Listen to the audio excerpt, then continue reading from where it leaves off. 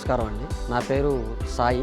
మాది వచ్చేసి శ్రీ భువన్ లాస్టిక్స్, కోదాడ, సూర్యాపేట జిల్లా, తెలంగాణ రాష్ట్రం. స్టార్టింగ్ అంటే నేను ఒక 2012 నుంచి ఈ ఫీల్డ్లో ఉన్నాను.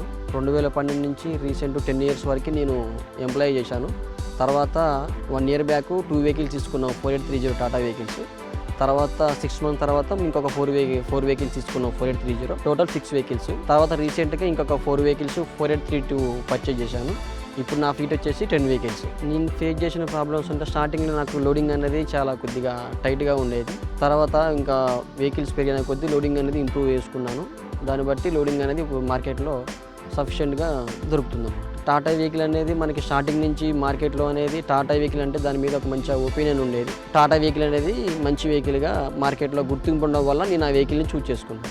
మెయింటెనెన్స్ పరంగా అయినా కానీ, డ్రైవర్ పరంగా అయినా కానీ, మైలేజ్ పరంగా అయినా కానీ, పికప్ పరంగా అయినా కానీ టాటా వెహికల్ చాలా బాగుంది. దానివల్ల మనం ఒక వెహికల్ 2 వెహికల్ నుంచి 10 వెహికల్ తీసుకోగలిగాము. ఇప్పుడున్న మార్కెట్లో టాటా అనేది నెంబర్ 1గా ఉంది. ఎందుకంటే మనకి ఈ సర్వీస్ విషయం మెయిన్. లారీ ఓనర్ కావాల్సిందంటే సర్వీస్ అనేది బాగుంటేనే లారీ ఓనర్ అనేవాడు మార్కెట్లో నిలబడడానికి ఆస్కారం ఉంది. సర్వీస్ విషయంలో టాటా ఈజ్ ద నెంబర్ 1.